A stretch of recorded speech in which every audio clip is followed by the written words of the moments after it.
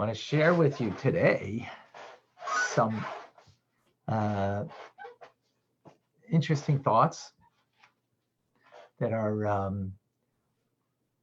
based on the weekly Torah portion of the prophecy of Bilam. Now, interesting that the name of the parsha is Balak, an evil person who was, the ultimate anti-Semite, you might say. And, people are experiencing a lot of anti-Semitism today, in this day and age, although I have a word about that in a moment. And Bilam was the prophet, the non-Jewish prophet, who wanted to, capitalize and curse the Jews. It was also a great anti-Semite. I look pretty Jewish. I hope so, at least. Overtly so. And as a result, if there's anybody that would kind of be get the abuse of any kind of anti-Semitism, it might be me.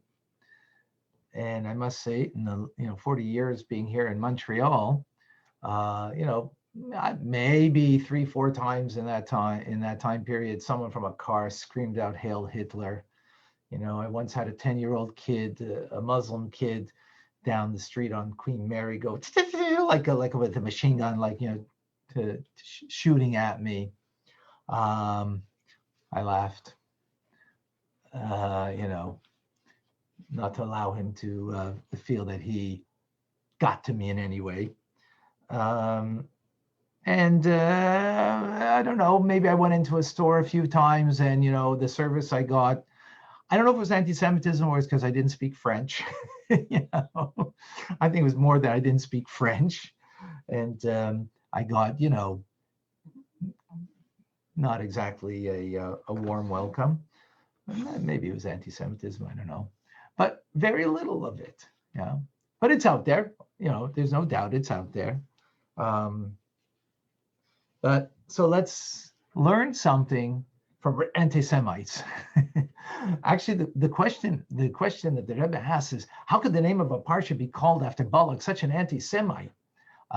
Where the sages in the Talmud tell us that Shem Rishayim Yirkov, that the names of the wicked should rot.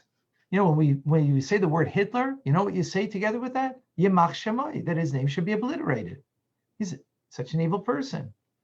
Yet the name of the parsha is Balak. How could that be?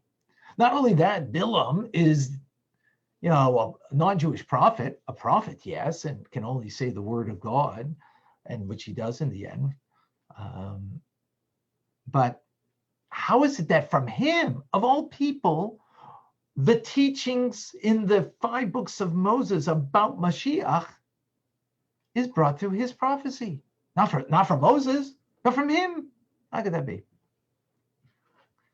So the Rebbe explains that, the ultimate idea of Mashiach is transforming a dark world into light. That's what Mashiach is, where the presence of God is so far gone in so many people's lives. And even when, there is a life of connecting to God and doing good to change the world for good, the presence of God is not real, not palpable. What is Mashiach? Where the presence of God will be real and palpable, transforming darkness into light. That's really what Mashiach is. So who epitomizes that best? 2 anti-Semites, one a king and one a prophet. The king of Moab, Balak rather, and the prophet, Midian, Bilam. That they are what it epitomizes what is the embodiment of complete darkness, and that darkness is transformed into light. How? From curses, we have blessings. Not only have blessings, but we have the ultimate blessings of Mashiach that is expressed through Bilam. So with that, I want to go into some of the prophecy and to share some of it with you. And one of it is a story. I've told the story before, but it's a powerful, beautiful lesson. And this is about the Israeli ambassador to the United States in 1968, after he had a wonderful career as a general in the Israeli army. Yitzchak Rabin became the ambassador to the United States, the Israeli ambassador to the United States. In March of 1972, it was right before Passover, Yud Aleph Nisan, the 11th day of Nisan, the Rebbe's birthday, and President Shazar, the president of Israel, who had a very close relationship with the Rebbe, asked Yitzchak Rabin, the ambassador, Israeli ambassador, to please give greetings to the Rebbe on behalf of his birthday, from him personally and from the Israeli government. So this is the Rebbe's 70th birthday. He is now coming to Crown Heights. You have to understand, this is not a person who hung around religious people, let alone Hasidic people, let alone our Rebbe. This was not in his world. It was not a reference point that he had with this at all. So he is waiting. It's a night of private audience of Yechidus. And right before him, there was Herman Wouk, who is a well-known, just passed away this year, I think at 104, if I remember correctly, or maybe he was 103, I don't remember. A great author. He wrote This Is My God, many other things he wrote. And he was coming actually as a representative of Richard Nixon, then the President of the United States. Right? This was March 72. He left the office in the summer of 72. And then or 72 or 74, I think it was actually. In any case, so he was bringing greetings, and then came Yitzchak Rabin, comes into the Rebbe. So they had a 45-minute conversation covering many different things. One of the things he shared about his family, that his father arrived in America in 1905 from Eastern Europe, and then afterwards traveled to Israel, and he was born in Jerusalem himself. He says the Rebbe spoke in a perfect Hebrew, but Ashkenazi Hebrew,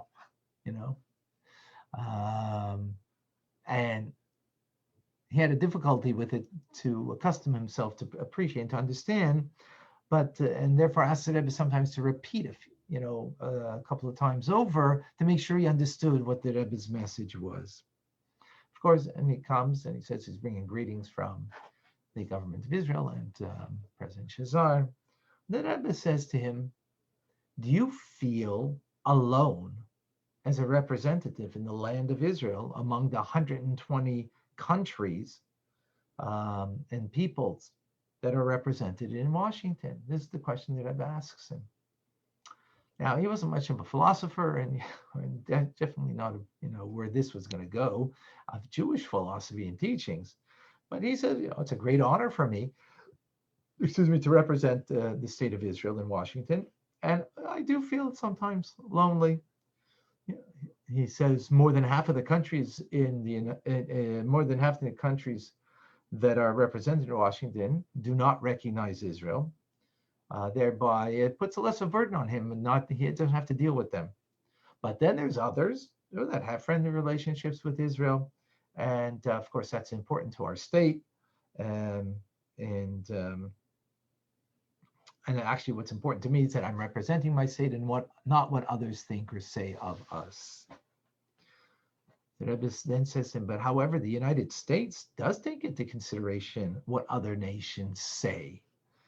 He said, retorted back, Yitzchak Rabin, not necessarily. And if yes, not too much. The Russian ambassador once told me that we are a small country, but a very proud country. And there are many countries that are very jealous of you. This is what he said to the Rebbe.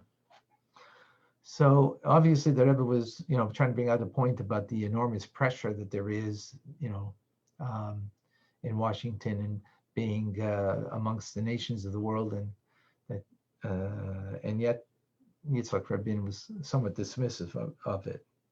And then the Rebbe, from that point, launched into an I don't know if you call it a deep understanding of the following, which is this week's Torah portion.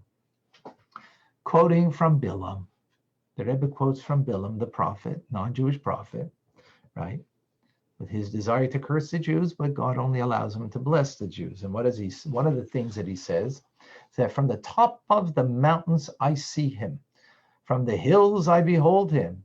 It is a people, meaning the Jewish people, that dwell alone.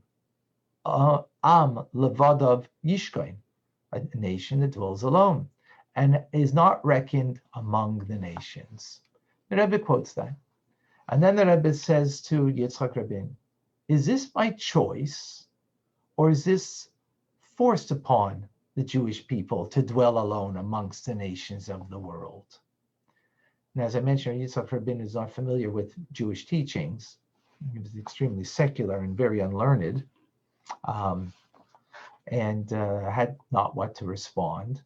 And then the Rebbe went into a lengthy presentation to him about this and what this means about the Jewish people.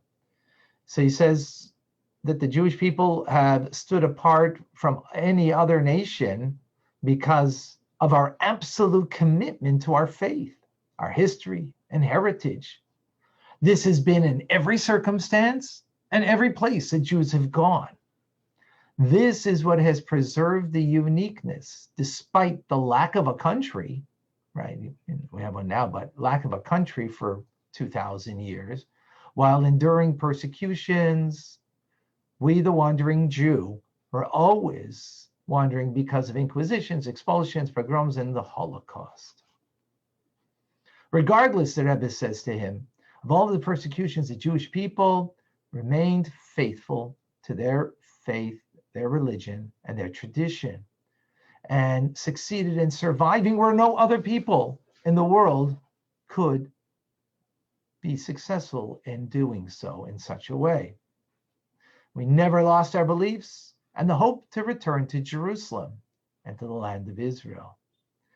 So then the Rebbe comes back and he says, and Am levadav yishkain, quoting again from Bilam's prophecy in the Parsha, it is a nation that dwells alone. It's not a curse, but a blessing.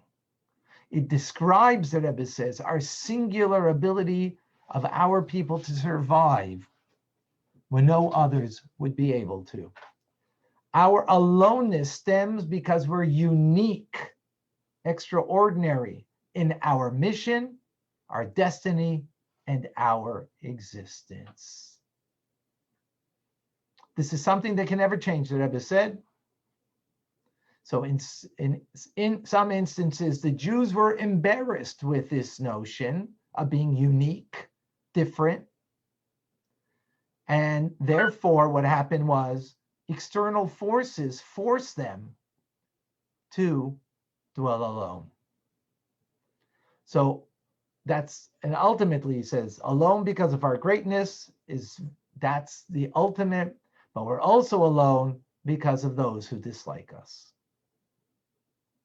So Rabin to all of this responds, we should be happy with our portion? He questions. Seemingly we shouldn't be happy. The Rebbe responded, the Jewish nation is different than all other nations. And that is the gist of the conversation that they had. Right? By the way, he speaks about, this is from him, from Yitzchak Rabin. We don't know this from the Rebbe, we know it from him. And he speaks about the Rebbe's blue piercing eyes that penetrated him. There's video of him. You can see how he speaks about the Rebbe. Anyways, Yitzchak Rabin returns to Israel in 1973.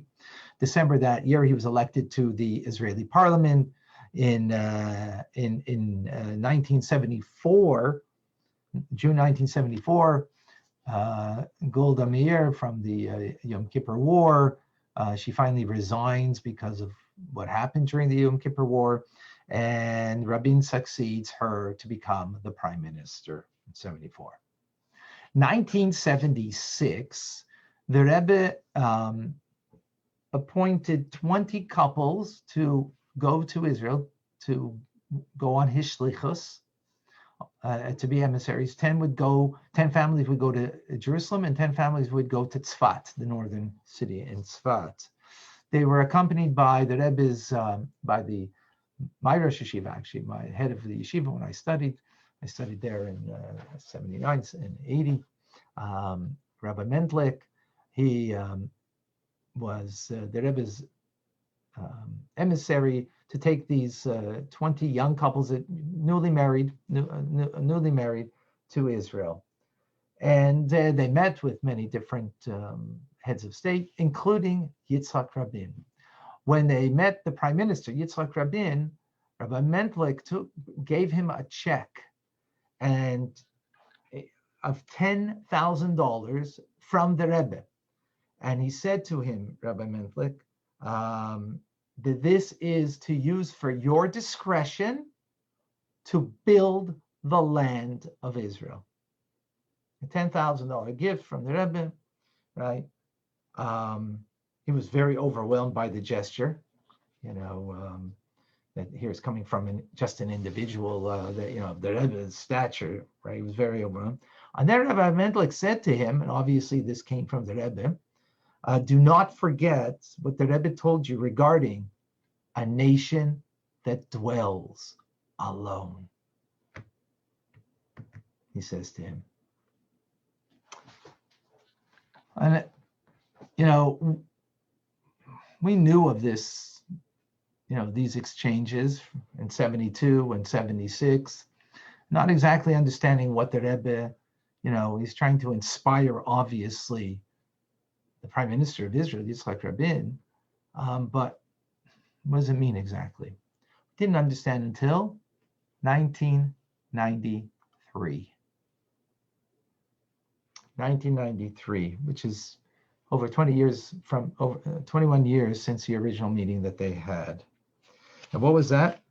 It was on the lawn of the White House, the Oslo Accords, and the signing of the Oslo Accords, Yitzchak Rabin with Arafat. Famous handshake, if you recall. Do you know what Yitzchak Rabin said at that time?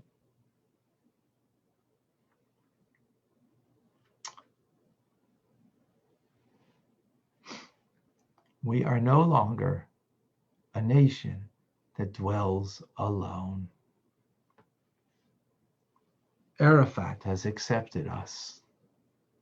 The Arabs we have made peace with. We no longer dwell alone. Whew. How alone could a person be? Well, we see that pretty clearly today. How misguided could a person be? The Rebbe tells you the uniqueness of the Jewish people. And here he uses the exact teachings of the Parsha, where we're said that we do dwell alone, and we will dwell alone. Because of the uniqueness, it is a blessing, not a curse. But unfortunately, too many people see it as a curse, and that's why they want to assimilate and to become like the nations around us, because we're uncomfortable in our own skin and who we are. And he was uncomfortable that we should just be like a nation like any other nation. But we're not a nation like any other nation. We're not a people like any other people. The non-Jews know that. Bilam knew that. And he gave us a blessing for that. So it shouldn't be that it's forced upon us by others when we try to assimilate. And by the way, if you look throughout history, study shows that the greatest cause for anti-Semitism is Jews assimilating. You think the opposite. You mean? No, because non-Jews know that we're different, we're unique. Whether they like it or not, it's a different story. But the fact that we don't accept our uniqueness means you don't accept who you are, and therefore you're You don't have a pride in who you are. And as a result, if you can't respect yourself, why would a non-Jew respect you?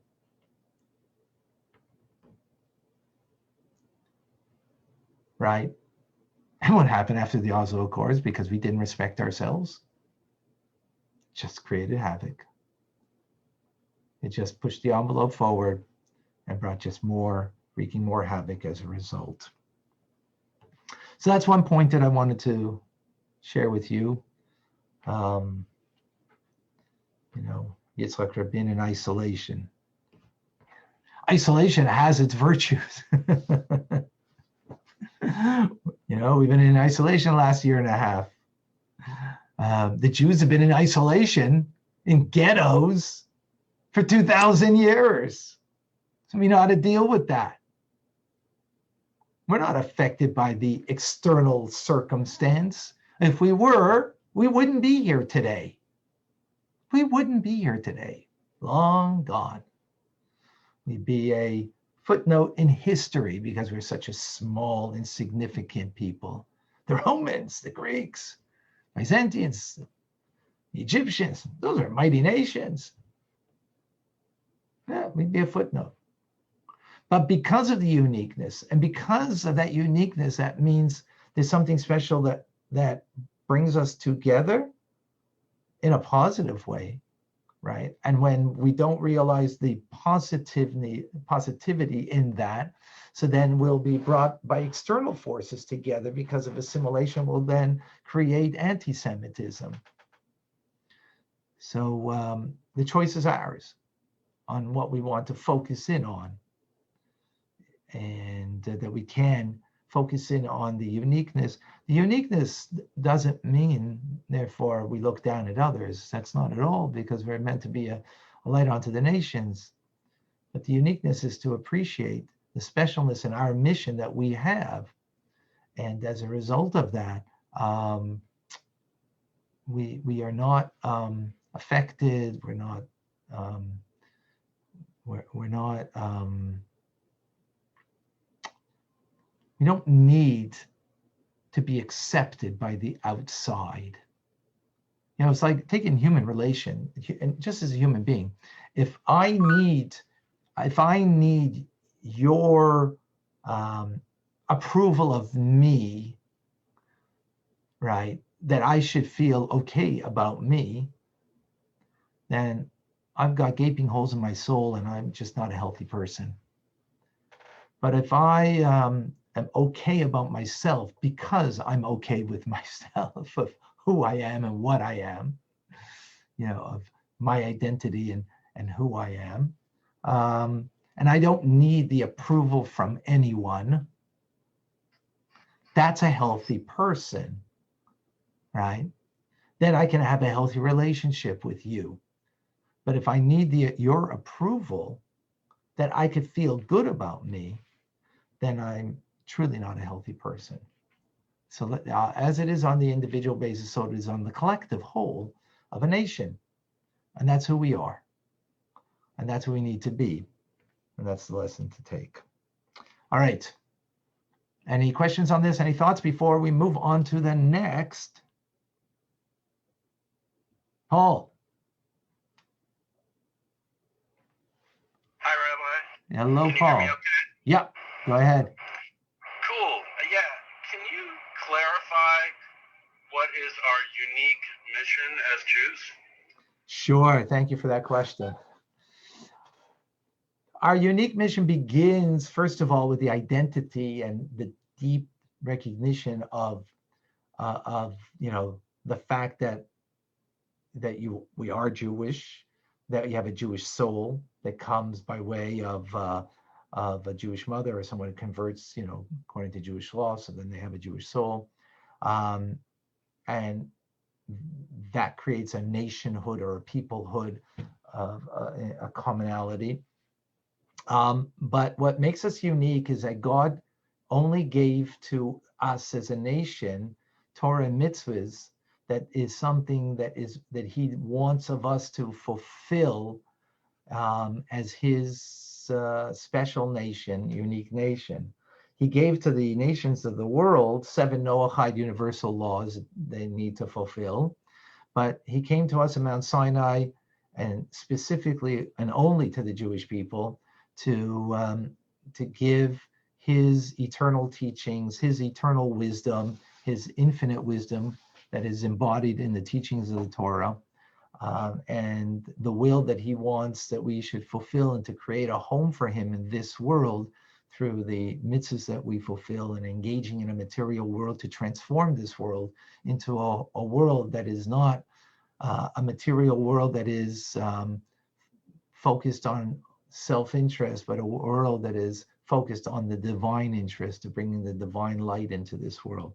So that's the unique mission that we have, that is not given to other nations or other people. But in that mission, we are to influence and inspire in a healthy, positive way, being a light unto the nations. So that is very unique to the Jewish people. That's in a nutshell. Does that resonate?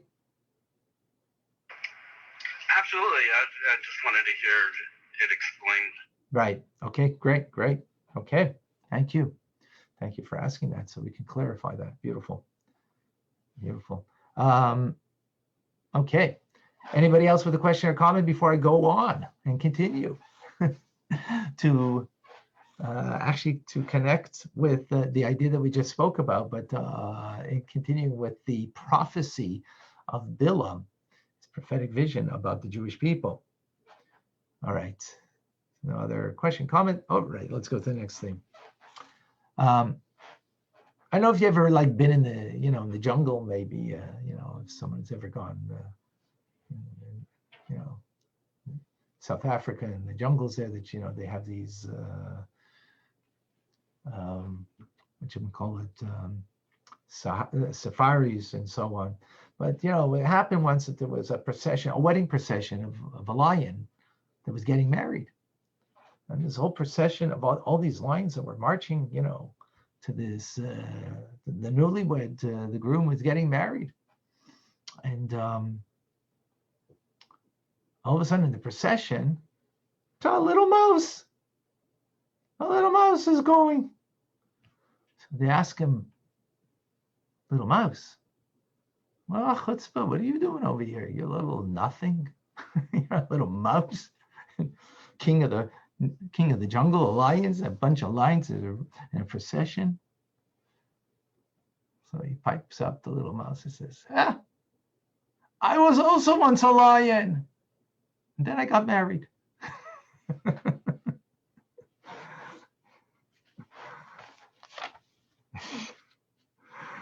All right.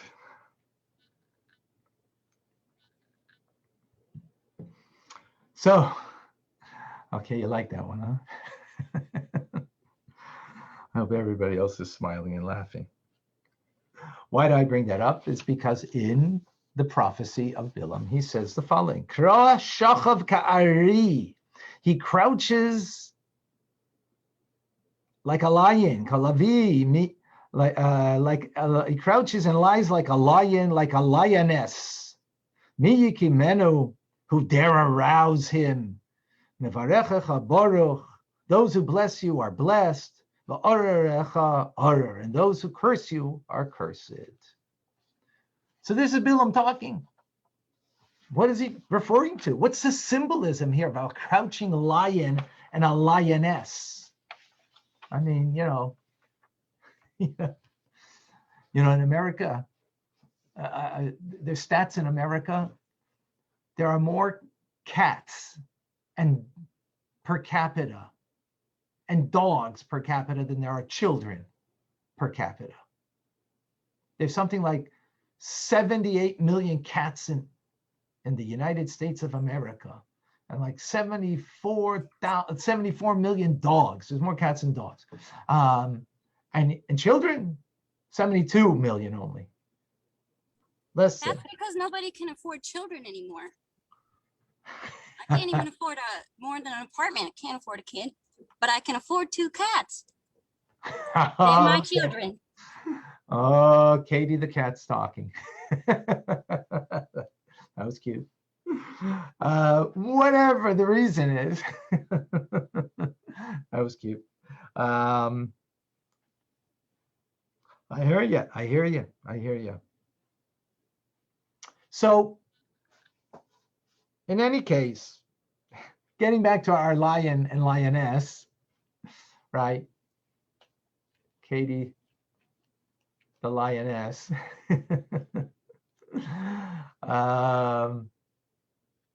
God should bless you with, that you should have abundance and, get married and have lots of abundance of children.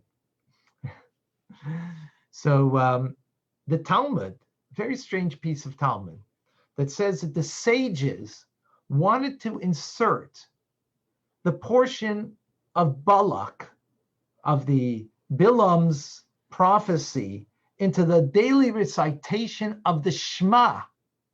You hear that? But in the end, they didn't include it because it's too cumbersome. So the obvious question is, what's going on here? Why would the sages want to put the portion of Balak into the Shema? What's the connection? And actually, the Talmud says specifically the reason why they wanted to put in from this week's portion is because of this verse that we quoted, that he crouches and lies like a lion and a lioness, and who dare rouse him? What is specific about this verse that this should be the one that is inserted, or because of this, all of the prophecies of Bilam would be inserted into the prayer of the Shema? Very good question, right?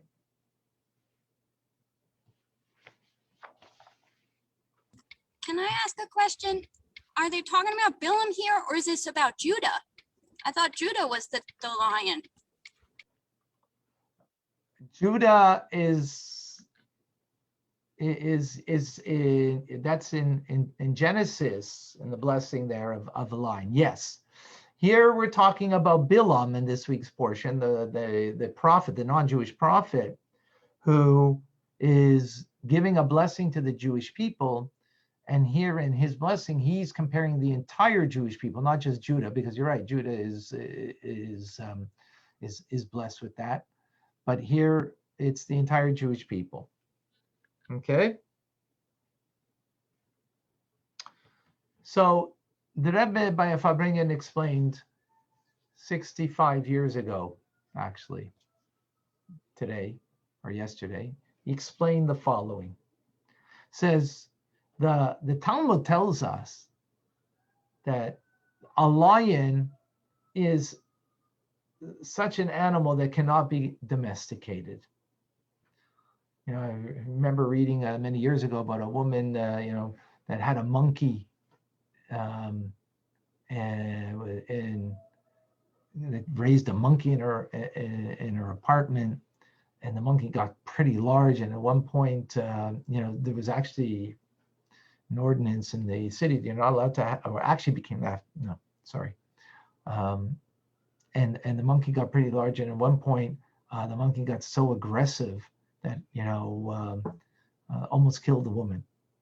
And so then in cities throughout America, and this is in the States, they made ordinances that you're not allowed to raise a monkey in your home. Some people think, we come from monkeys, so we got domesticated, so maybe I could domesticate them, but we don't come from monkeys. I mean, unless you choose to. So in any case, the Talmud speaks about certain animals, and a lion among them, that cannot be domesticated. Now, what's important in a halachic perspective is because the Torah tells us about certain animals that they are more domesticated unless they become kind of riled up and they've acted 3 times goring, like an ox, right? That's domesticated unless it's gored 3 times. Now it's got a law of being undomesticated, and therefore there's a different law that applies to it if it acts that way. So, but the Talmud is telling us that it is always will roam free. It's not a domesticated animal. You try to bring a lion into your home, you're not going to tame it. You're going to try to, whip it with whatever, It's not going to work. A lion is not a domesticated animal, right? So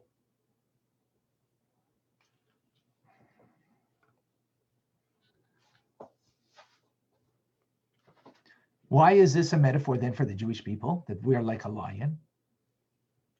Because wherever we go, we will not become domesticated. Meaning, not domesticated, nicht gemensch. You're not going to use your fork and place it on the right, on the left side, and your knife on the right side. Undomesticated. What does that mean? Yeah, maybe not. Maybe we won't do that. What it really means is, domesticated means, well, what people will say, like, the big controversy going here in Quebec about that we need to domesticate everybody. You know what domestication means here? Herschel, what does that mean to be domesticated in French Canada? Speaking French, exactly, Yair. Right? You want to be a domesticated, you want to be an assimilated, you want to be a mensch. You need That's why I'm in America now. You need to speak French, exactly. And I'm here still without my French. Undomesticated. Meaning, Jews, wherever they go, they do not assimilate and become like the people around them. We keep our own way. We keep our own culture. We keep our own faith on a collective manner, and not even, but also on an individual basis. Now, the metaphor, to take it further, what does it mean that the lion or the lioness is crouching?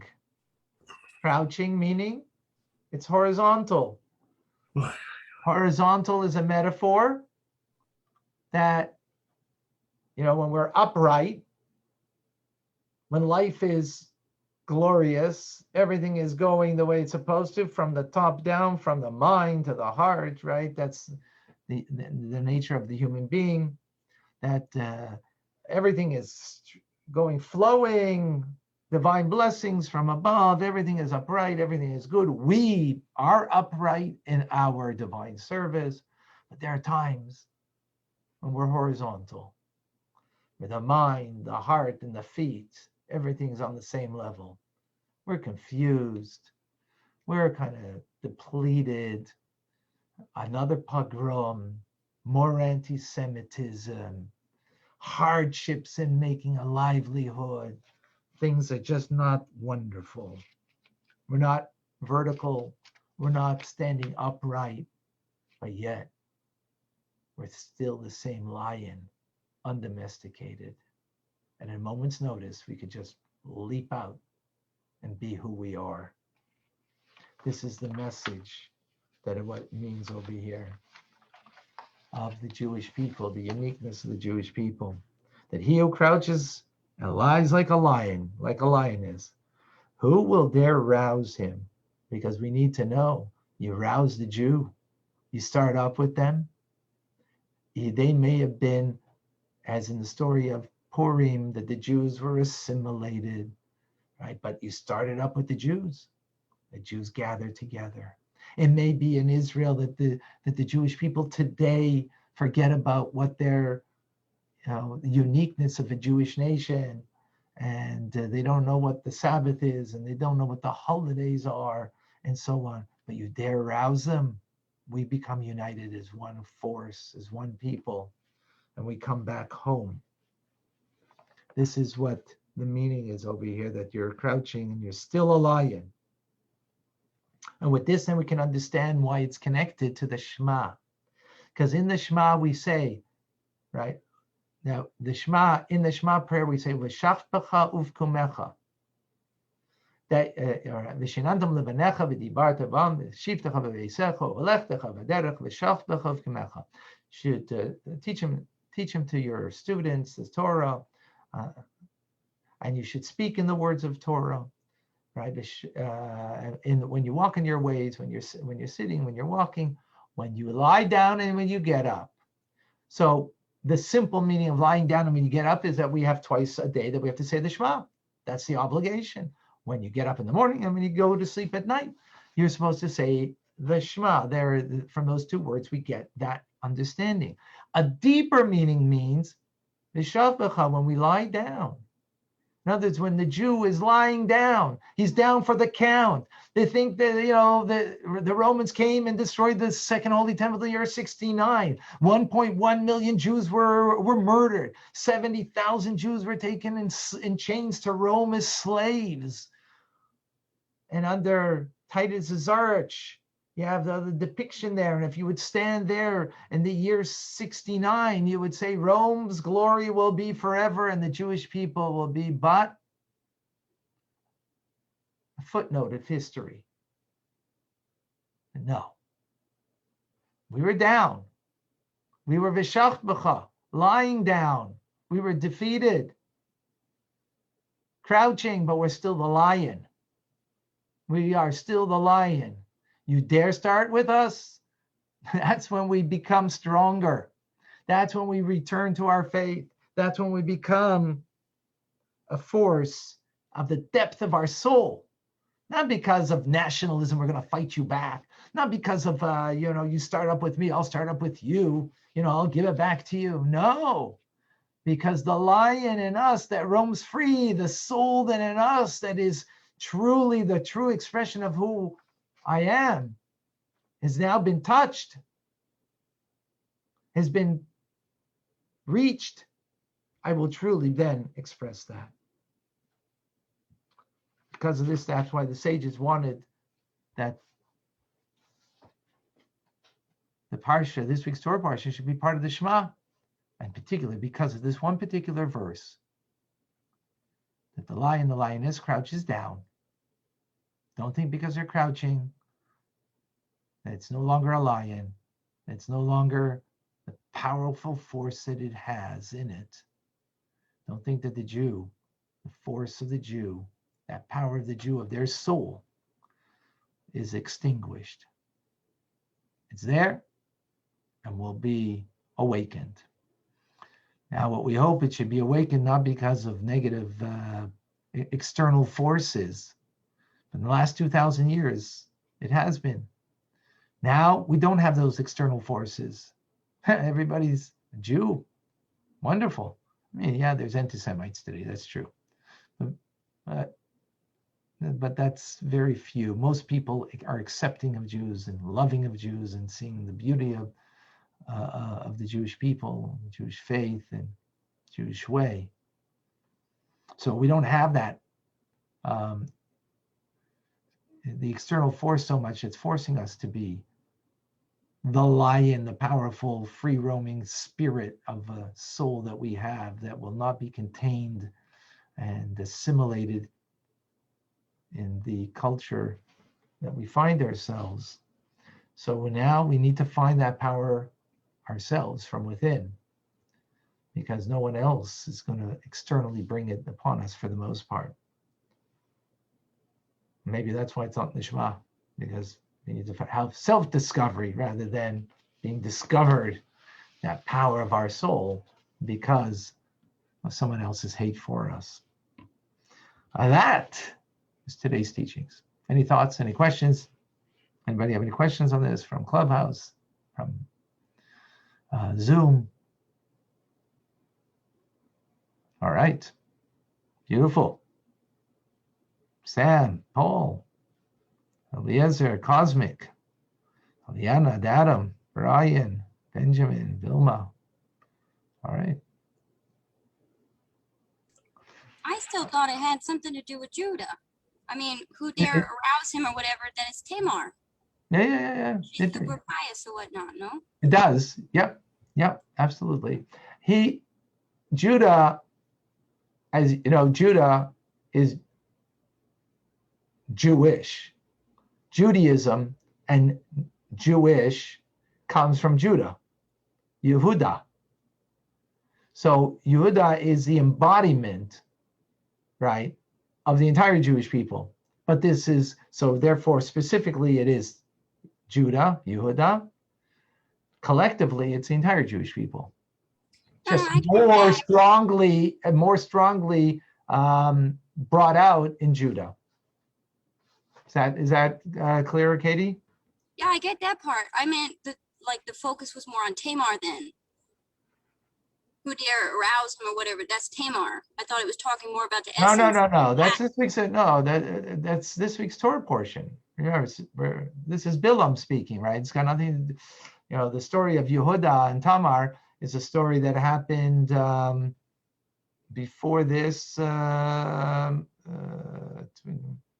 Happened, more than 500 years earlier. Happened 400 years earlier, right? Approximately. So it's not the same reference. Okay. Liba, you have a question, comment? Go ahead. Just a quick question, Rabbi. Mm-hmm. Does this also pertain to the lion shall lie down with the lamb? It's not a lion that lie down, it's the wolf that lie down with the lamb. So no, Oh, sorry. it doesn't pertain to that, because that the wolves are the 70 nations of the world, and the lamb is the Jewish people, and that's about the anti-Semitism that they try to eat us up alive, right? As the wolf tries to eat up the lamb, right? So we go from lion to lamb, or is it? Well, one second. Whoa. It's a metaphor. So take the metaphor. Don't take the animal. Don't bring the animal into your house now. Just because we are metaphorically like a lion or a lioness, right? Or like a lamb. Don't bring a lamb into your house. Don't bring a lion into your house. So it's a metaphor to bring out an idea. Okay? Is that clearer? Yes, they do. And there's two different ideas. So I Exactly. get it now. Two different ideas. Exactly. Can I bring a goat into my house? Huh? Can I bring a goat? Only if you're overcrowded. I don't suggest it. All right, folks. This has been a pleasure. Thank you all for joining. Thank you, Rabbi. Thank you very much. Thank you. Thank you. Thank you, Rabbi. Goats. Thank you, Rabbi. Thank you, Rabbi. Sei gesund. Be well.